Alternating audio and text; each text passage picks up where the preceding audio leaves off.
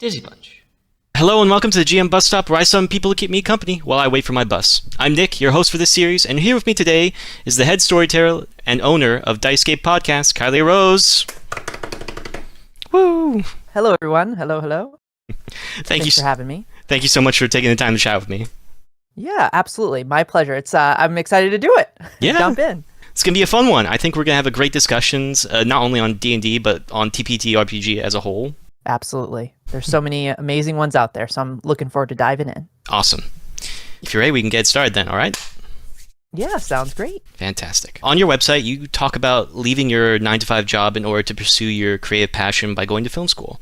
I really emphasize with this because I also went to film school, and I'm fascinated by how many people in our industry are making TTRPG content. What was the contributing factor for creating Dicescape? I think a lot of it came down to I had dabbled a little bit in some production work and things of that nature, but at the heart of it, storytelling was something that I really enjoyed.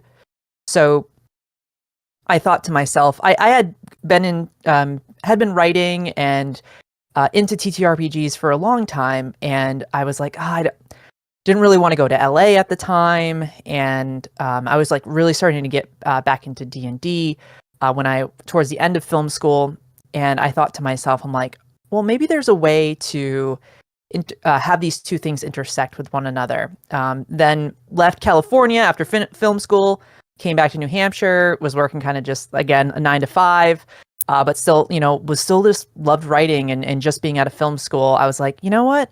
I'm gonna start making some moves and writing and creating a world, and finally jumped into professionally GMing full time a little over a year ago, and then from that, really, that blossomed into Dicescape and creating these actual plays and podcasts that we're continuing to build upon now, which has been really cool. But yeah, just to speak to what you said, it's just a really cool intersection, I think, between TTRPGs and film and writing. And I think it's a medium where there are no bounds to the stories you can tell. You don't have some executives telling you, oh, that's not going to necessarily fit what we want to do. But I think TTRPGs allows us as creators to really tell stories that, again, kind of that have no bounds. Yeah, I always feel like that. Like, if anyone who's ever tried to make a short film, they'll understand what limitations are, not just with the executives, which is another aspect, but like in budgets or in equipment or people you're working with. There's so many like huge limitations that come with it, and that's why it's such a stressful environment. My opinion, how playing games like Dungeons and Dragons is that you can shove those limitations out the window and create like a story you want to tell instead of something that you have to change in order to show. But it is a different form of medium of storytelling. Not many people can appreciate it because it's not very visual, as in like a lot of short movies are. Yeah, and I think to build off of that, I think you're right there. Well, it's not the same. There's so much more you can do. Like, I even think about like animation. I think a lot of times animation is something that sometimes people overlook, but like the medium itself is so incredible, and what you can do with it is just amazing. And I think a lot of that kind of plays into TTRPGs too. Like, yes, it's not so much a visual medium, but you're really, it comes down to that core of like us using your imaginations, like what we did as kids growing up. It's really that foundational thing.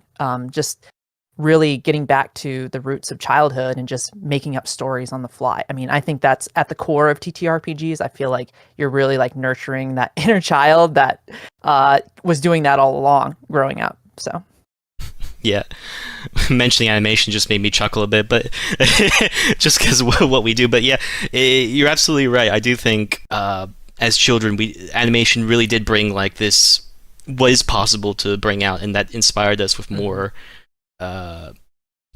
stories and more things that we think of, like the concept of doing fan stuff for ourselves. We're doing a one shot right now about toys, and like kind of like a Toy Story type of thing where the characters are playing toys, and we're having these discussions about like what left impressions on us as kids, and like then we talked about like, oh, I loved Ben 10, and I started like fantasizing making aliens.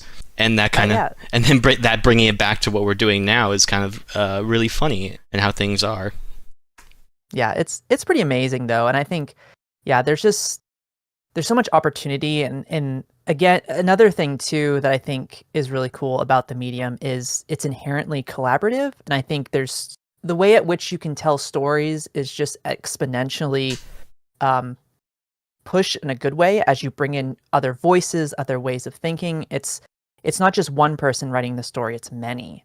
And then you add in, the you add in the dice, and then that's kind of playing with chance. It's like the choose your own adventures I remember those books kind of growing up as well. I don't know. It's super cool. Yeah. I love it so much. The improvisation and then the unexpected results that happen within D&D is kind of like the inspiration for a lot of great stories. I mean, like the animation we're trying to make right now is based off a previous campaign we did, and I don't think we could ever come to this type of story if it wasn't for us just playing it out in real life.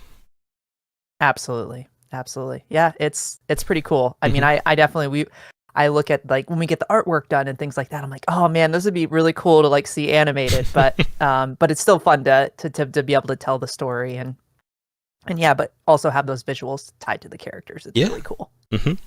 Speaking of your series, The Streets of Nevermore is an ongoing series on Dicescape using the Candelabra Obscura core rules and setting. What excited you the most about making this series? I am a huge fan of horror, cosmic horror, specifically. Really, I mean, any kind of horror. And I thought it was just really cool what they did, and just kind of seeing how it was presented by Critical Role, and just seeing, Spencer Stark's season of Candela Obscura just blew my mind. But to kind of circle back to your question, I think it was what I really liked about it was, one, I really enjoyed the simplification of the dice system, the dice pool. I thought it allowed for a lot more. I don't know. I thought it allowed for the players to not have to really focus on so much like where to put certain stats. They could just really like build a character or backstory that they wanted, and then obviously like stats and things are important. But I just really like the system. It's very narrative focused. It's cinematic, and it was a fun time diving into that and kind of taking those elements that were already built into Candela Obscura and then building it into the city of Nevermore, this place I had created, and then bringing those characters in to tell the story of this specific circle of investigators. Yeah, I just love the system is, again, really simple and I think easy to pick up, and it's a great setting for horror. Yeah. Yeah. It's such a gritty setting as well, It's there isn't like everyone knows magic, they're able to combat these monsters. It's very much like, oh shit, I'm just put into a horror movie kind of thing. What am I gonna do here? Yeah, I'm a squishy person. Yeah. And bad things can happen if I don't, And I think I like the realism, or at least elements of realism grounded in it. I think that it just increases stakes, and it leads for I don't know, I think it's builds a lot of additional tension. Not to say that other games don't have that, but I really like that you kind of know going into it that, hey, I'm a squishy person and some bad stuff could happen. And the stories you can tell from that, when those dramatic beats hit, those crazy horror elements that just like are almost incomprehensible in the moment, and seeing how characters react to that is really cool, and how the world builds out from there. Yeah, and, there's so many great like horror movies that are based around this concept, like The Thing or Aliens itself. There is these like, I feel like those are great kind of examples of what this world is kind of like, except without the sci-fi. In that sense, well, it is kind of yeah. I would say there is. I would say with dark fantasy, I think there's other genres that meld in with it pretty well. I could see Candela having aspects of more sci-fi to it. It has that adaptability, I believe. There is an interesting interplay when it comes to magic and science, where it's kind of like what the Marvel universe is doing, where it's suggesting that magic is science, or whether or not magic could be science. So whether or not one is not the other, it's very interesting. It could be the same thing when it comes to like dark fantasy, where this ancient creature is based off an old folk tale, and then later they find out, wait, this thing came from the sky and it's from another planet, and there's this natural ability that makes it seem like magic in a sense, you know? Mm-hmm. Absolutely. Yeah, it definitely, those lines start to blend. And yeah, I mean, I don't know why this just made me think of like, it's within topic, but like doing like being in chemistry class in college, like some of the stuff I'm like, this is magic. Like, this is crazy. There's just things, it's so fascinating, yeah, to see how those elements blend together.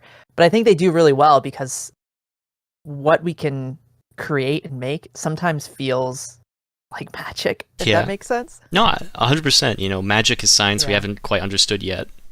Exactly. Yeah, that's a really good point. Yeah, I like that. I believe that. I believe I stole that from some animated film. I can't remember, but that's okay. That's okay. We'll pretend like it was you. Sure. Yeah. I'm smart. I'm smart. Anything. Yeah. You got this. But yeah, I really do like your series, and I think it's very professionally well done in terms of the soundscapes. I think the sound effects you guys apply, the actual storytelling in it is very good. It's not your typical tabletop game in the sense of like you have everyone kind of talking about what just happened or anything. It's very much more like how a film structure would be. And I think that's very interesting because you don't see a lot of other games like this. I think you guys are doing something very unique, and I think you guys should keep on doing it. Yeah, absolutely. And we're in the middle of we got 5 episodes out now, and the series is running. This Circle series is running to episode 9. So those are in the works right now, and yeah, it's definitely it gets even crazier. Especially, I definitely recommend people. Episode 3 is when it really starts to pick up a lot. I can contest. It's fun. Yeah. It starts getting real spicy there.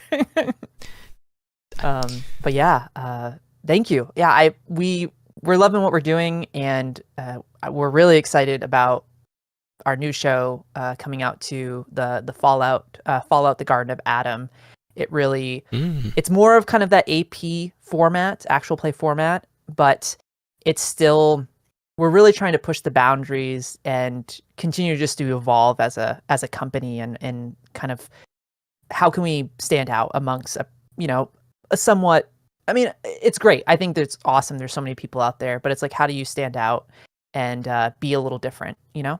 Yeah, and I have to think about that every day as well when we're doing when we have the projects doing up, or whenever I'm editing something. Is like, how am I gonna make this stand out from everyone else, or how can I make but at the end of the day, I think the core thing is that you should do something because this makes you feel joy. This you have to be there and say, oh damn, that was awesome, I can't believe we did that, that's awesome. And that's the feeling you should search for.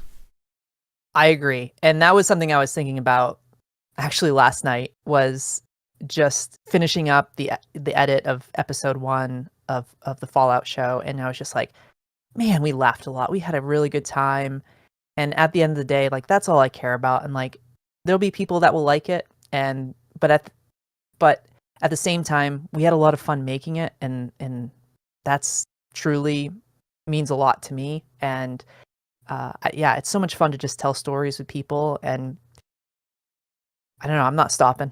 Yeah. We're gonna keep doing this, so I love it. Speaking of the Fallout show, by the time this episode is released, the Fallout series should already be out, at least the first episode. So everyone, please go watch that.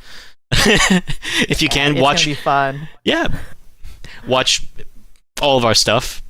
Double, twice, like everything. But yeah. But speaking of the Fallout show, like, how does it feel telling your story in such a well-known and established setting? It's a lot of fun, actually. I definitely come from a place of, crafting my own world, but I think what's really cool about Fallout is, yes, there are parts of the lore that are grounded, but I think there's also a lot of it left open to explore and deconstruct and make it into your own.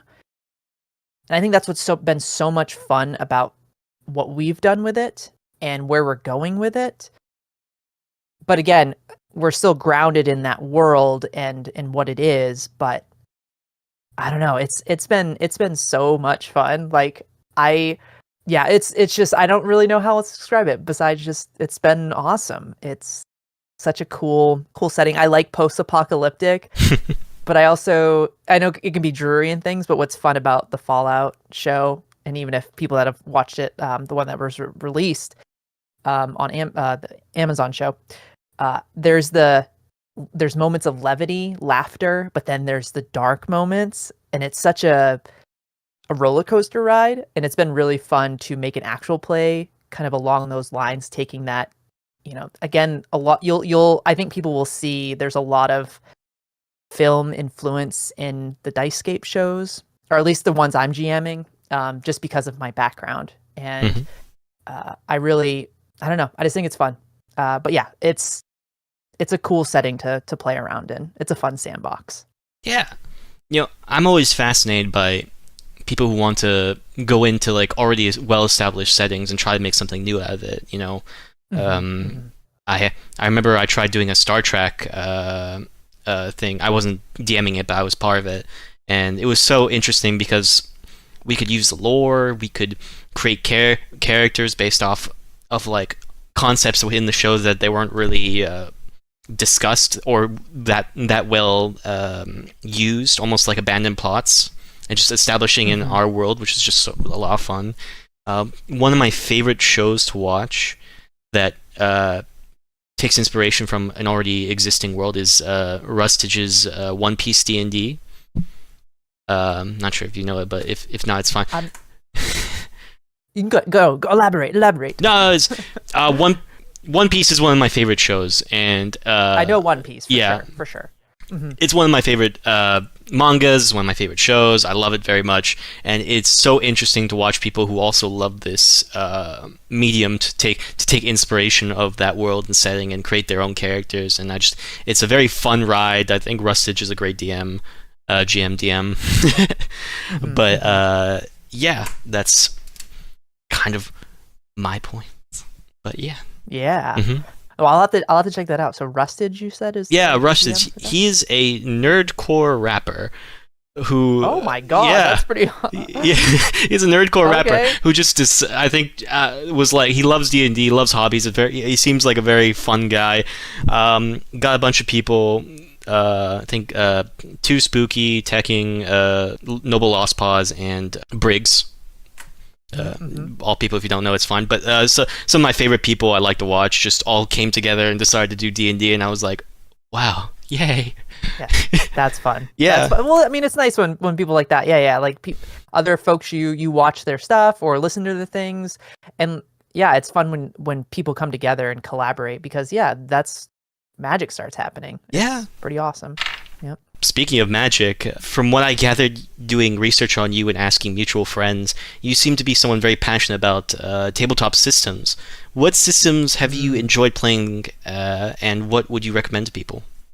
Oh my gosh, I have played so many. I could go on and on about this for a while. I think if I had to pick one right now, that if somebody's like, you have to play this, your life depends on it, what game would that be? It's the game called the TTRPG The Wild Sea. It is a 2d6. I mean, it's a d6 system. They use the Wild World systems. It is my favorite tabletop role-playing game. I think at this point, it's number one. Wow. It takes place basically in this. It's a post-apocalyptic setting, but it's a juxtaposition to what you're used to. Typically, you're like barren wastelands. This is a place where plant life has taken over. It's still dangerous, but plant life has consumed the world due to this specific material that just caused them to exponentially grow. It's still a very dangerous world, but in a different way. You get to play cactus people, like souls that basically have reformed out of pieces of ships that have crashed, traveling across the wild sea.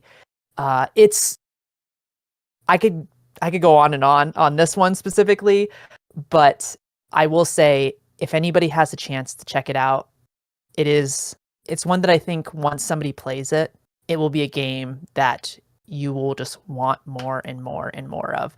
And the artwork is beautiful, the team is wonderful. They're very supportive of TTRPG creators. I'm trying to think what else I want to say about it. Yeah, I love it so much. I wish more. I'm trying to get more players. I've been doing a lot of one shots with people through the Dicescape server, and everybody that plays it is just like, okay, I could do a campaign of this. This is so. Yeah, if people haven't had the chance to check out the Wild Sea, please do so. It's amazing. So yeah, I think that's a really big one. I'll only do a couple more because I could talk about this for a while. This is for you. Go ahead.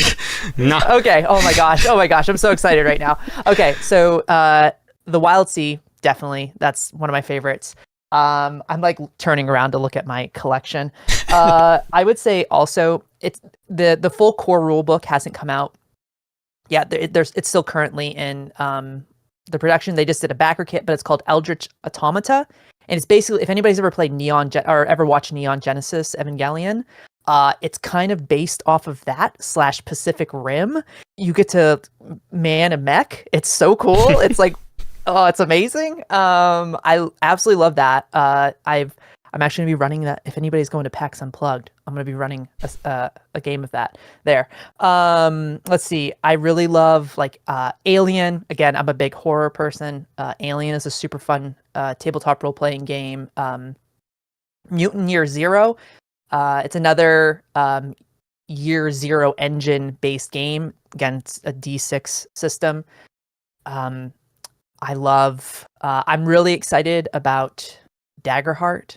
I've been dabbling in that, but I'm trying to think what else. I really have been digging. Well, I mean the Fallout 2D20 system's super fun.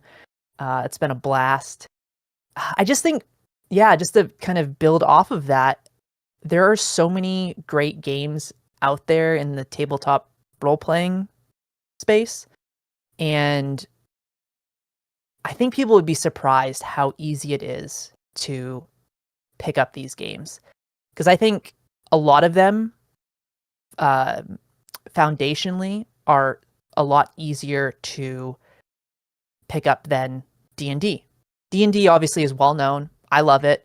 I run 7 campaigns a week of D&D.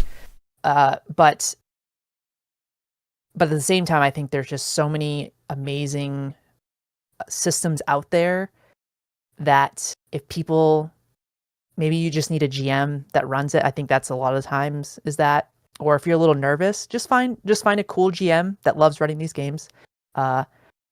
If that ends up being me, cool, awesome. I'd love to run new games for people.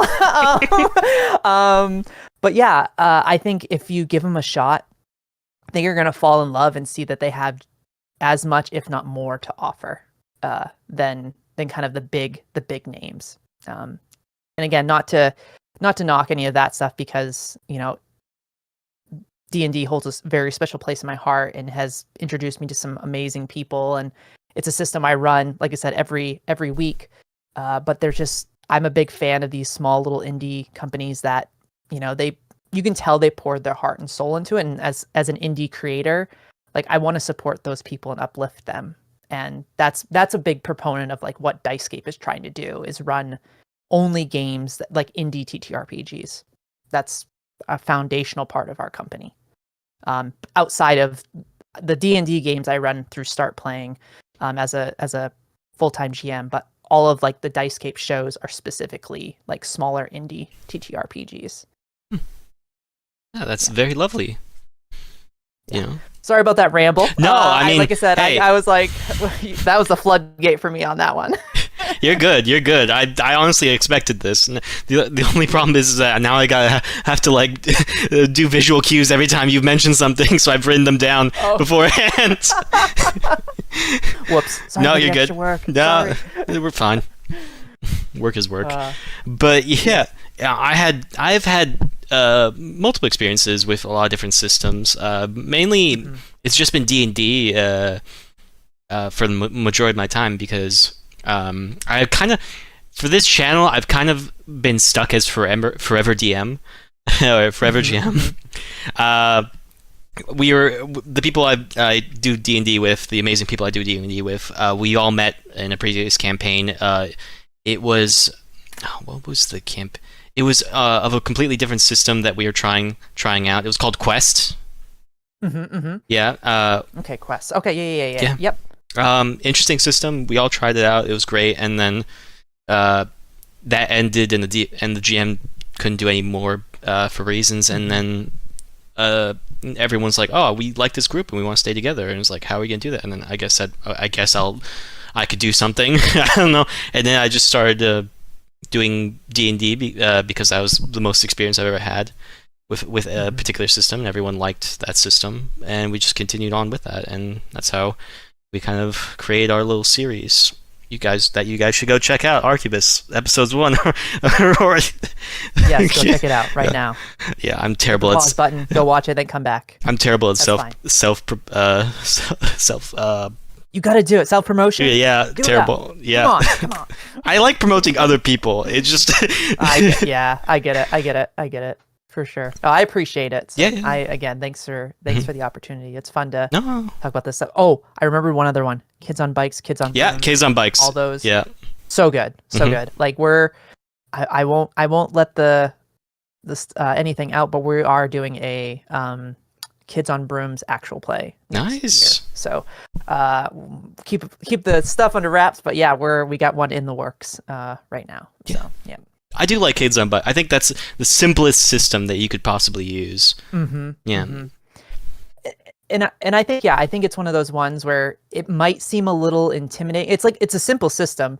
I just think there's a lot of leeway as far as like you have to kind of build the story. There's not a whole lot of, I mean, there's guidelines, but I think it's definitely one of those ones where like you kind of really craft the story. There's not a whole lot of I'm trying to think of the word, meat, I guess. There is meat there. It's just I think you build upon it more, which is a lot of fun. For me as a GM, I like that because I like crafting worlds and stories. So that system, I'm just like num. Give me. Same. I was thinking hard about systems as a whole, and I think systems are defined in a way of like systems are a tool in order to help the narrative and keep the game grounded. That's what's the main point of a system, and I think for the function of D&D, I think it works for the world that I've tried to create, and it helps and I think the players have fun with it, and I think it keeps them grounded and keeps me fair about decision making. So that's what works for that. But the other games you mentioned, the Wild Sea, Eldritch, Automation Alien, Mutant Year Zero, and my Daggerheart, Fallout. It's Kids on Bikes. I wrote it down. Yeah, it's all good. Yeah. I have more too, but I was like, I'm going on too long. I'm gonna stop. You're good. Stop. You're good. Press pause. You're good. But I think it's all very valid for the story you're trying to tell. That's the point. Oh, absolutely. I mean, yeah, I think that's you said it perfectly right there. It's however, if it works for the story you're trying to tell, then it doesn't really matter at the end of the day. It's there to help, and I think to build a little bit more off of what you just said in regards to other systems. I think each system has really cool things that work well for it specifically, like it's tied to that system. And I think what's nice about playing other stuff is that some of those elements you can bring into like D&D, or you can take something from D&D and bring into another system. And I think it's really not, and at least for me as a GM, it's been really cool to play these other games and be like, oh, I could actually blend that into my D&D campaigns, or I could do, it's a lot of fun. Yeah. One more thing I'll say about systems is that something very interesting that I watched that I think anyone who wants to figure out anything about playing tabletop games, and if you're worried that your friends won't be able to play, or if you want to show your family how to play but they don't understand how dice work or anything else, if you have a Jenga tower and you say, okay, your character wants to do an action, in order to succeed, they have to take a Jenga piece and put it back onto the Jenga tower, and you guys continuously keep working, and if a Jenga tower falls on your turn, then your character dies. I think that's honestly become the simplest system that you could show someone. Like, I did this with my family when I tried to do tried to show them what D&D is by using this Jenga system, and it was simple enough for them to understand, and it had some like stakes involved with Jenga that I don't think anyone's ever considered, which was fun. Yeah, I got inspiration from watching a Smosh Games video where they're now starting to do more tabletop role-playing games using this, so that way new audiences can jump in and understand immediately what's going on. Yeah, it's Dread. I think that's the system. Oh, is it? Okay. I think it's called Dread. All right. Yeah. I think that's what, because that's actually one. I had somebody reach out to me. They're like, "Oh, I'm like, I haven't done Dread." But yeah, that's I'm like 99% sure it's Dread. I think that's the system. Yeah. But yeah, it's pretty cool. Cool. It's pretty cool. I love that, and it's so simple too. Like you said, you pull the piece out of your character, and if not, if it doesn't work out, then yeah, new character. Yeah. But yeah. Oh goodness. Heck yeah. As you can see by my side, I have a magical vending machine, which can summon any snack at my disposal. What is your go-to snack or beverage whenever playing D&D or any role-playing game? Okay, so my go-to snack is club crackers with port wine cheese. That is my go-to snack. For when I'm playing tabletop games, or what I wish I had in front of me when I'm playing tabletop games. And then drink, probably. Oh God, I feel like I'm gonna get judged by this, but I don't care. I'm gonna say it. Key lime LaCroix. Key lime LaCroix. Or a limoncello. Oh, those are my. A limoncello. Wow. Too. Yeah, it's like, I would say it's like, I don't know if any like lemon pound cake. It kind of tastes like that. It's pretty good. It's really yummy. Not the liqueur version, not the like alcohol one, right? It's a no. It's just seltzer water. Okay. Yeah, limoncello, LaCroix. Okay. Because because limoncello in Italy is an alcoholic kind of digested you would have after having like a huge meal. I've had limoncello before for sure. Yeah. It's my favorite shot drink. Oh, it's so good. Yes. There was a distillery when I lived in Colorado that made limoncello, and it was so good. It was so good. Oh my God. Yeah. But yeah, that's my go-to. Nice. Yeah. Port wine cheese and cracker. What was it? Crackers. Club crackers. Club crackers. They're just like okay. Club crackers. Yeah, the good old Keebler club crackers with some port wine cheese. It's pretty bomb. Nice. So you kind of like cut up the cheese and then you put it on the cracker and then you just go. Yep. Nice. I'm definitely like a little. Sometimes I'll make like a little tiny like charcuterie board for myself. I'm fancy. I'm fancy nice. when I'm doing. Hey, listen, I'm not judging. In fact, I would also suggest caramelized onions would be a good additive on top of it. Oh, now we're talking about all the good stuff. Like I'm making not tonight, tomorrow night. I do like a balsamic vinaigrette reduction, and I roast tomatoes and then a little goat cheese on a toasted baguette piece. Ooh. And drizzle the balsamic reduction on top with some fresh basil. Oh man, lights out. Lovely. That'd be another snack I would definitely have if we were having an in-person session. I would make that for the whole group. That's nice.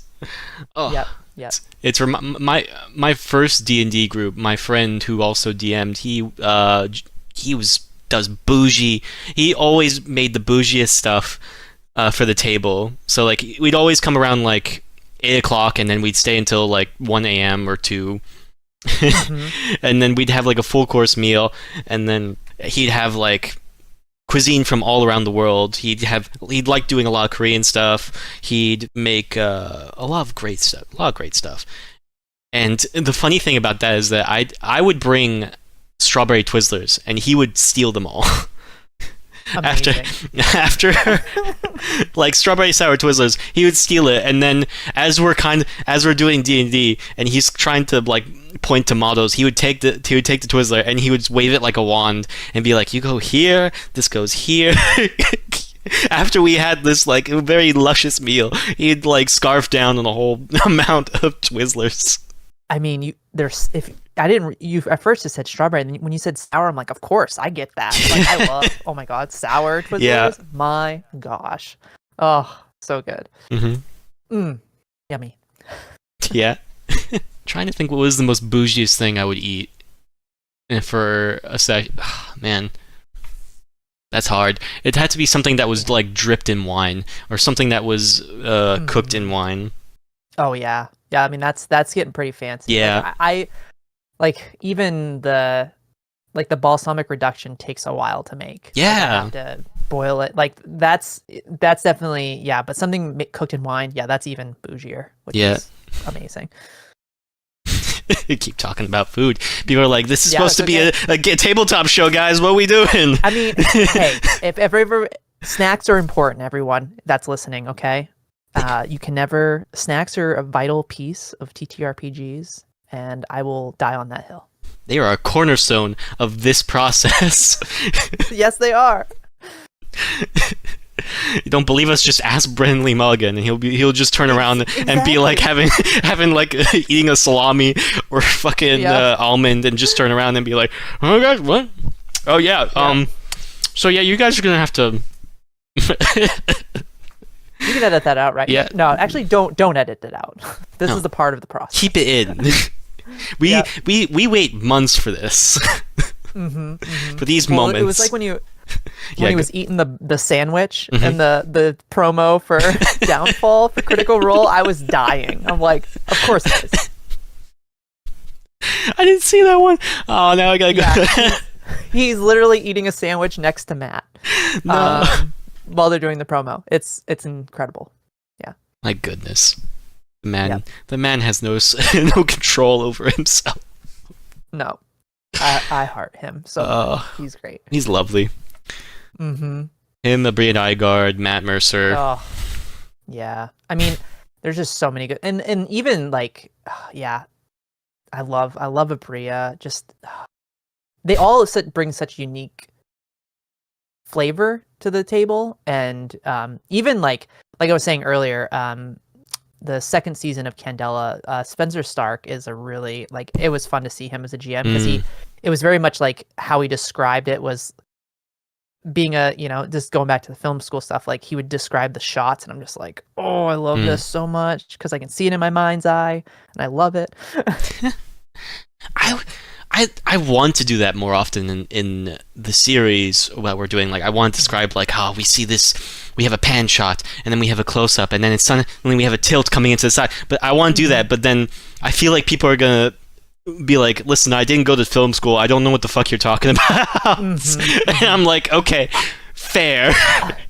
Yeah, I think there's because I agree, I think that could come across as a little confusing and a little whoa, what are we doing here? But at the same time, I think there's even kind of maybe the simple pushing in or pushing out, those are really cool. I think those allow for, you can use I think there's certain film terms that are kind of universal, I would feel like. And yeah, but I like I said, I love when film term how they describe stuff like that, because I'm like, oh yeah, that's so cool. That's so cool. A top-down shot shows a dead body being slanted across the ground. It pulls in, and then suddenly we whip over to the other side, and we see someone crawling across the other. So I think that's fun as well. And I think when I hear that, I feel like that's for me, because at least I those jokes that people say that not many people understand, but you understand, and that makes you feel so much better as a person. Yeah, that's our moment. Yeah, that's our moment in a TTRPG, in an actual play. Yeah, happens. It's that's for us. I did this for me, damn it, not for you. Yeah, I see you. No, God, that reminds me of a scene we did in Archivist. We had a scene where, we have to hide away from the police. What are we gonna do? Well, there's this muscle bar right next to you guys, and it's like,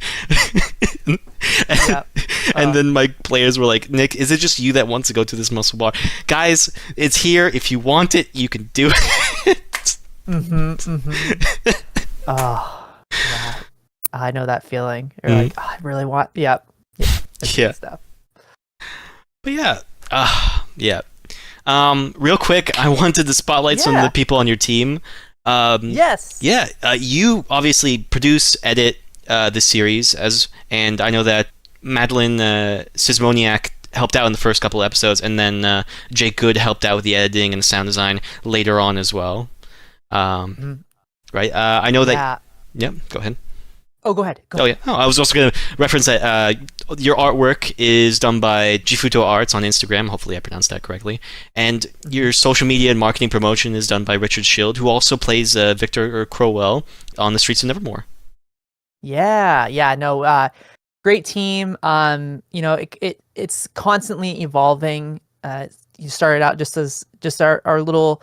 It was at first just Richard, Maddie, and Madeline and I, and then met Jake actually at PAX Unplugged last year, and he came and played a game of Candela Obscura with me, and we talked and joined up and started doing the sound design and at episode 3, and just really knocked it out of the park, and and then actually started moved into a role on the show too, which has been really cool. And now is also him, Jake and Richard are both in the new Fallout show as well. So they're kind of jumping in both, in the show and then behind the scenes. And yeah, they're great. I am so fortunate to have the team I have. And again, it's continuing to evolve, and just a lot of, I don't know, it's fun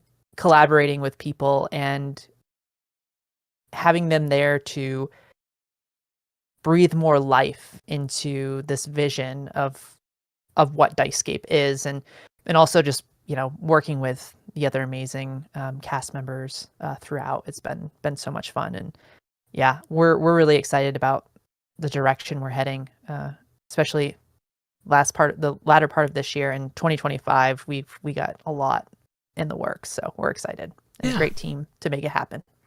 That's so lovely.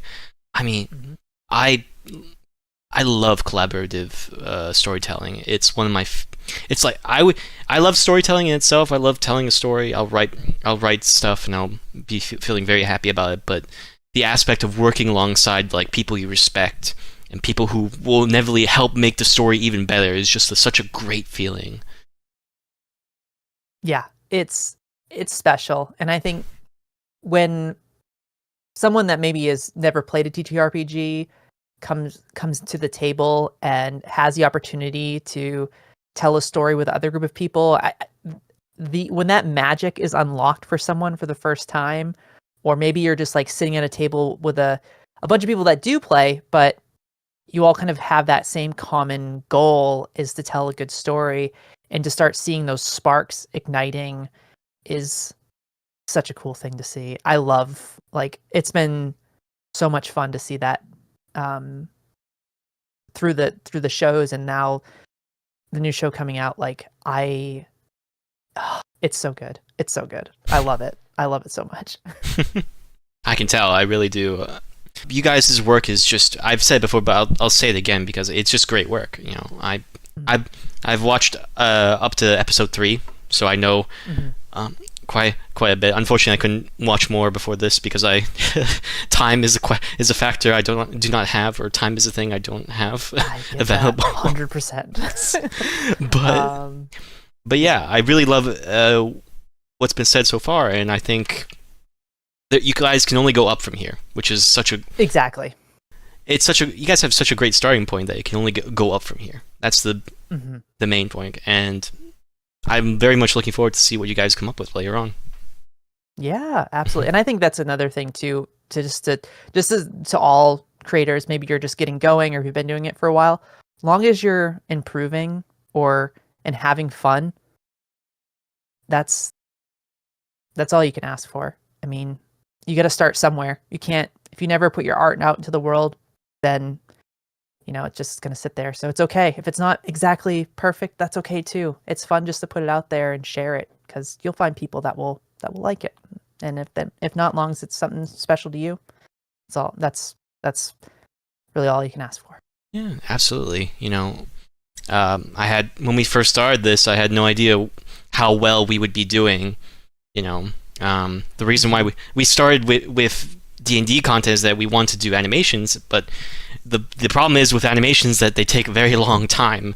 And trying to establish yourself as content creators, you need something to show for it, and you need people to understand like who you are and what you're trying to create. So then we thought, hey, why don't we just start recording our sessions, posting them on here, and then so that way we already have like starting out of a fan base, and then once we start showing our animation series, we'll already have 1 foot forward because of it. Yeah, exactly. It's building that momentum and bringing people in and showing them that like, hey, this is where we started, but this is where we're going, and this is how we've improved, and these are our ideas, and thanks for being here to see it through.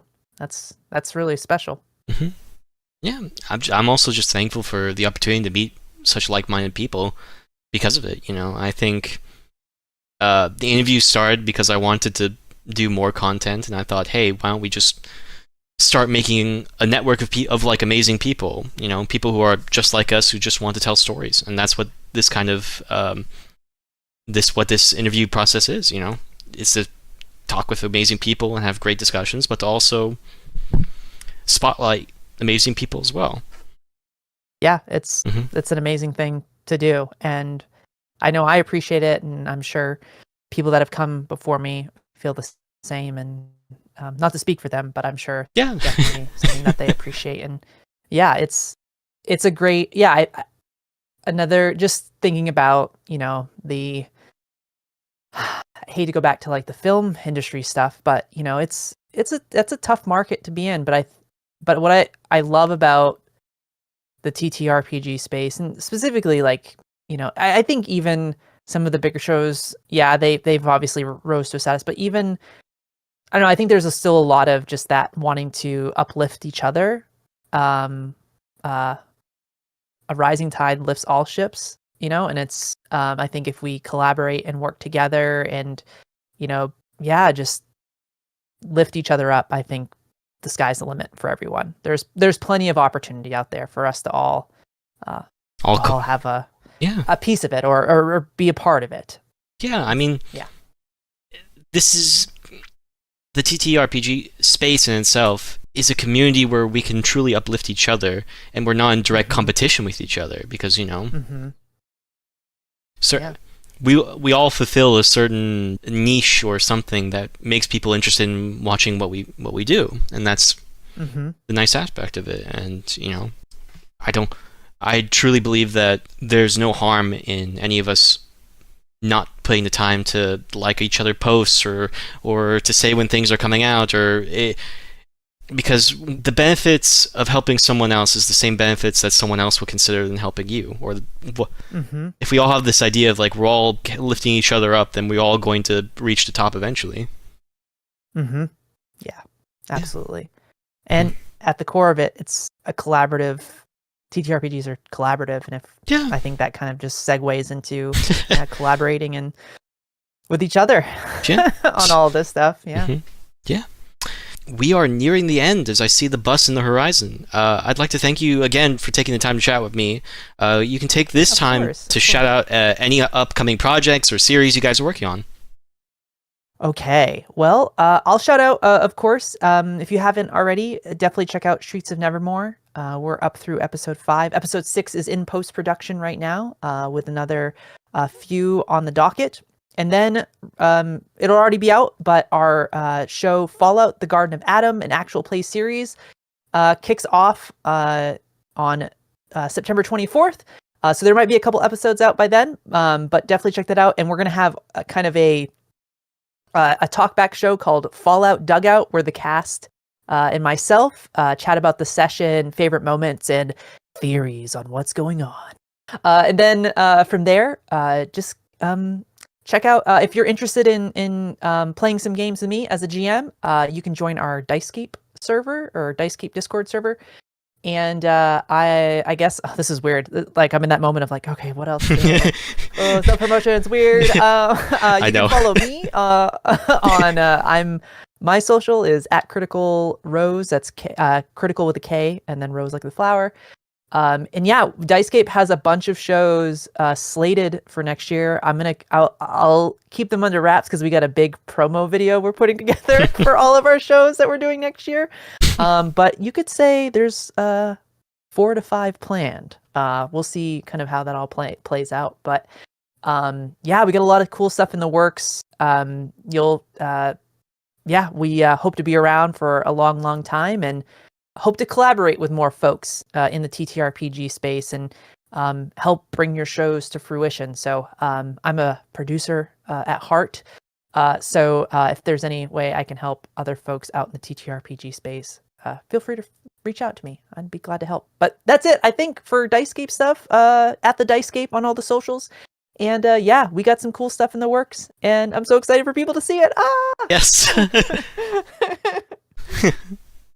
Well, yeah, great. Thank you so much. I hope everyone do it exactly what they said right now. Yes.